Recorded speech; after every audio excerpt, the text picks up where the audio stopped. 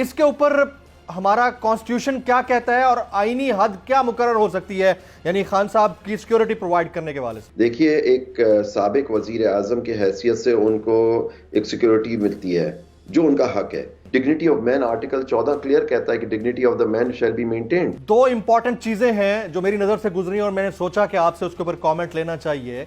ایک تو یہ کہ ملک کا ایک ایسا پاپولر لیڈر اور سابق وزیر اعظم جن کی جان کو خدشات ہوں، زندگی کا خطرہ لاحق ہو، ان سے سیکیورٹی واپس لے لی جائے اور ایسی ہی سچویشن کے اندر وہ ایک پلان سی کا تذکرہ کر دیں کہ مجھے قتل کروانے کا ایک پلان سی موجود ہے دہشت گرد تنظیم کے ذریعے.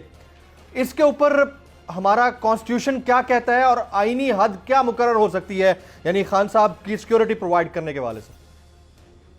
بسم اللہ الرحمن الرحیم. اگر یہ انہوں نے بات اور اس کا خدشات ظاہر کیے تو بڑے افسوس کی بات ہے. دیکھیے، ایک سابق وزیر اعظم کی حیثیت سے ان کو ایک سیکیورٹی ملتی ہے جو ان کا حق ہے، تو وہ سیکیورٹی ان سے لینا میرے خیال سے یہ تو بہت غلط بات ہوگی، اور آئین اور قانون کے تحت ان کو یہ سیکیورٹی ملنی چاہیے. اور آئین اور قانون تو ویسے ہی حکومت پہ اور اسٹیٹ پہ یہ پابند کرتا ہے کہ ہر انسان کی، ہر سٹیزن کی جان و مال کے تحفظ وہ کریں. تو یہ تو ان کی ذمہ داری ہے. اگر انہوں نے یہ خدشات ظاہر کیے ہیں تو اس پہ انویسٹیگیشن ہونی چاہیے جو انہوں نے بات کی ہے. Very right. اور ساتھ ہی ساتھ پاکستان کے اندر کسی بھی سیاستدان ہو، چاہے صحافی ہو یا کوئی ایک عام شخص ہو، اس کی جب گرفتاری ہوتی ہے اس کو کورٹ میں لانے کے اپنے قوانین ہوتے ہوں گے، لیکن ہم نے ان کو پاکستان میں پامال ہوتے ہوئے دیکھا ہے. یعنی چہرے کے اوپر ماسک، بلائنڈ فولڈیڈ. میں خود جب اریسٹ ہوا میرے ساتھ یہی ہوا. اعظم سواتی صاحب کا ہم نے معاملہ دیکھا، فواد چودھری صاحب کا. تو کیا واقعتاً تمام لوگوں کو اسی طرح سے ہی لایا جاتا ہے، چاہے وہ ہائی پروفائل ہو، عام شخص ہو، یا اس طرح نہیں ہونا چاہیے؟ یہ ٹریٹمنٹ دہشت گردوں کا ہوتا ہے. دیکھیے، دہشت گرد ہو یا کوئی ہو، وہ بھی تو ایکیوزڈ ہی ہوتے ہیں نا. ابھی تک ان پہ جرم تو ثابت نہیں ہوتا. ہر انسان کے بنیادی حق ہے، فنڈامنٹل رائٹ ہے. Dignity of man article 14 clear کہتا ہے کہ dignity of the man shall be maintained. تو دیکھیے، عدالت میں آنے کے بعد، اس پہ کیس چلنے کے بعد پھر وہ مجرم ثابت ہوتا ہے. اس سے پہلے تو اس پہ ایک انسان پہ الزام ہی ہوتا ہے اس چیز کے اوپر.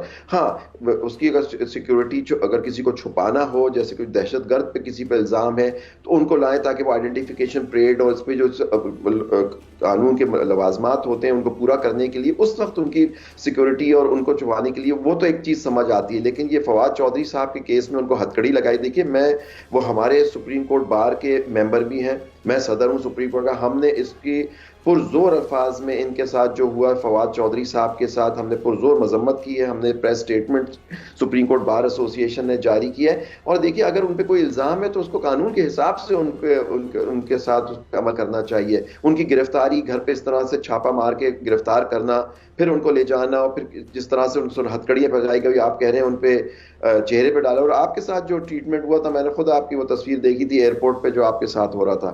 تو یہ چیزیں دیکھیں، انسان کی ہمارے یہاں ایک بڑی افسوس کی بات ہے کہ ہمارے ملک میں انسان کی عزت کو بڑے آسانی سے پامال کر دیا جاتا ہے، اور لوگ جو کر رہے ہوتے ہیں ان کا کوئی محاسبہ بھی نہیں ہوتا.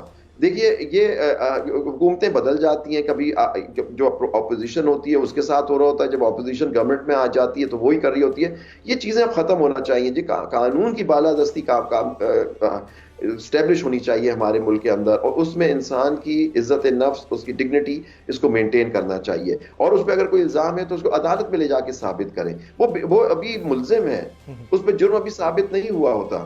تو اس طرح اس کو مجرم کی طرح پکڑ کے ہتھکڑیاں لگا کے اس کو ان کو پیش کرنا، اس سے حد تک اس کی عزت کی خراب کرنے کے مترادف ہے. اور ہم اس کے سخت مذمت کرتے ہیں سپریم کورٹ بار ایسوسی ایشن کی. اگر آپ کو یہ ویڈیو پسند آئی ہو تو سبسکرائب کیجئے اور بیل آئیکن ضرور ہٹ کیجئے گا.